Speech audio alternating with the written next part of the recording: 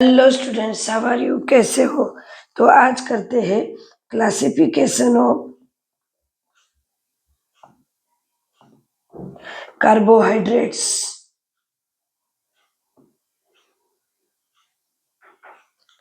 चलो, classification of carbohydrates में क्या देखते हैं? तो सबसे पहले कौन सा है? मोनोसेकेराइड।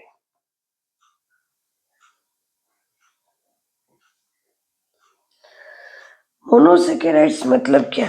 तो क्या ऐसा कार्बोहाइड्रेट जो सिंपल ही है, ऑलरेडी सिंपल है। लाइक दिस कोई ऐसा है जिसका हाइड्रोजिनेशन करके एकदम से सिंपल बनता है, जैसे कि कीटोन और एल्डिहाइड।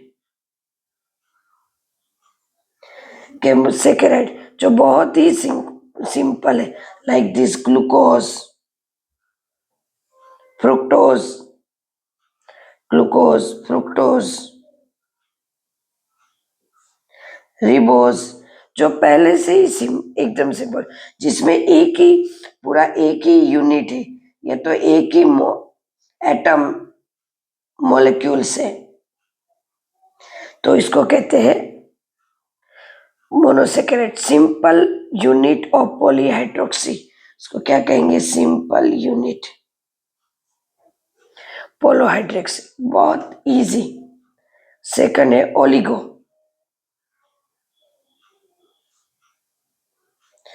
ओलिगोसेकेराइड्स किसको कहते हैं स्टूडेंट्स? तो जिसमें एटलीस्ट हम कहते हैं 10 to 15 या 10 से ज्यादा, मोर देन 10, जितने सिंपल यूनिट कंबाइंड है, मतलब इसको हाइड्रोलाइज करते हैं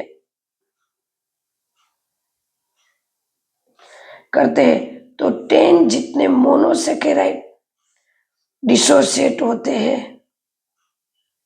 कितने? 10 जितने मोनोसेकेराइड डिसोसिएट होते हैं। वो डिपेंड होते हैं मोनोसेकेराइड कौन सा है उसके ऊपर। सारे के सारे तुरंत मोनोसेकेराइड में कन्वर्ट नहीं होते। लाइक दिस, मैंने एक एग्जांपल दे रही, सुक्रोज।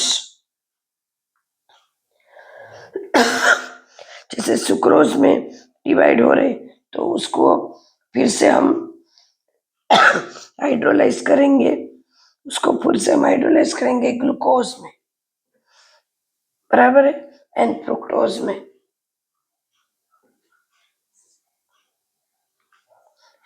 में। उसी तरह कोई ऐसा है कि तुरंत ही सुक्रोज कर लेते हैं, तो ग्लूकोज और फ्रुक्टोज में करते हैं, जैसे है माल्टोज। तो वो सिर्फ ग्लूकोज में ही कन्वर्ट होते हैं, उसका और कोई पार्ट नहीं होता। मतलब ओलिगो ऐसा है ओलिगो जिसको डिवाइड किया, कोई सुक्रोज मिला, उसको और डिवाइड किया, ग्लूकोज मिला, इस तरह से। देन थर्ड नंबर है अपना पॉलीसेकेराइड। पॉलीसेकेराइड ऐसा है स्टूडेंट्स जो बहुत सारे यूनिट मिक्स होते हैं, मतलब ओलिगो प्लस मोनो, सारे के सारे मिक्स होते हैं, जो जरूरी नहीं है कि वो स्वीट ही हो। स्टूडेंट्स, मेरा गला बैठ गया है, इसलिए मेरी आवाज ऐसे निकल रही है। लाइक दिस स्टार्च जो स्वीट नहीं है, सेलुलोस जो स्वीट नहीं है, ग्लूकेगॉन जो स्वीट नहीं है, gums, but this is polysaccharide, बराबर है, ये नॉन शुगर है,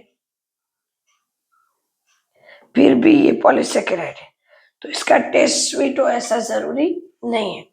मैंने जितना समझा है उतना लिखोगे ना स्टूडेंट, तो भी मार्क आ जाएंगे। और भी कितना क्लासिफाई हो सकते हैं, reducing and non reducing, non reducing, वो भी एक तरह से क्लासिफाई होता है कार्बोहाइड्रेट, पर उसको हम नेक्स्ट लेवल पे देखेंगे, जैसे टॉलेंस, फेलिंग,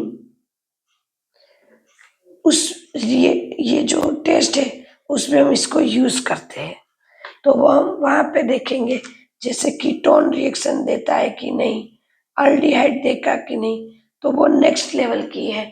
तो वो अभी हमें यहाँ पे इतने डिटेल में नहीं आ रही, यहाँ इतना तक ही हम लेंगे। ओके स्टूडेंट्स, मेरी आवाज़ थोड़ी सी खराब हो गई है स्टूडेंट्स, तो इस माइंड मत करना और कंटेंट पे ध्यान देना। Okay, bye, take care.